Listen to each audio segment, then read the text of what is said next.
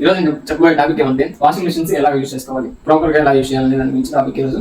First of all మీరు ఏదో front load కావచ్చు, టాప్ లోడ్ కావచ్చు, మీకు ప్రతి చోట ఇన్లెట్ వాల్ అనేది ఉంటుంది. ఇన్లెట్ వాల్ దగ్గర ఆ పైప్ ఏదైతే ఉందో నీళ్ళు తీసుకునే పైప్, దాని లోపల చిన్న ఫిల్టర్ అనేది ఉంటుంది. అది వీక్లీ వన్స్ లేదంటే 2 weeks ఒకసారి క్లీన్ చేసుకోవాలి. నెక్స్ట్ ఏదో ఫ్రంట్ లోడ్ అయితే మీకు రైట్ కార్నర్ కింద అయితే మీకు బెల్ అనేది ఉంటుంది.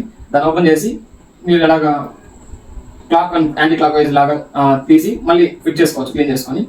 అదే ఫ్రంట్ లోడ్ అయితే డ్రమ్ లోపల ఉంటుంది. సామ్సంగ్ కి రెక్టాంగులర్ షేప్ లో పొడవుగా ఉంటుంది, ఎల్జీకి రౌండ్ షేప్ లో ఉంటుంది. ఆ ఫిల్టర్స్ తీసి క్లీన్ చేసుకోవడం వల్ల మనకు మురికి అనేది బట్టలకి అందుకోకుండా ఉంటుంది. నెక్స్ట్ టప్ క్లీనింగ్ అనేది వాడాలి. ఇది మస్ట్ ఫ్రెండ్స్. ఇది ఏమంటే మీరు ఒక 3 months ఒకసారి టప్ క్లీనింగ్ అనేది ఖచ్చితంగా చేసుకోవాలి.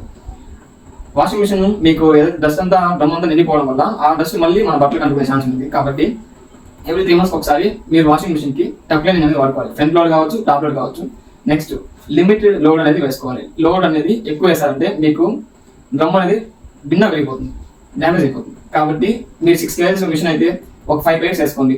లేదు హెవీగా ఉండే బట్టలు అయితే ఒక 4 pairs వేసుకోండి. పెద్ద అలాంటివి అయితే, లేదు లేస్గా ఉండే అలాంటివి అయితే కొంచెం ఒక 6 pairs అనేది వేసుకోవచ్చు. ఫ్రంట్ లోడ్ అయినా కావచ్చు, టాప్ లోడ్ అయినా కావచ్చు. ఇంకొకటి కాల్ మ్యాట్లు, ఇది మస్ట్ గా అసలు వాషింగ్ మిషన్ లో వేయకూడదు. దానికి ఉండే జిడ్డంతా దమ్ముకే అతుక్కునేస్తుంది. సాక్స్ వేయకూడదు. నెక్స్ట్ మాస్క్లు వేయకూడదు.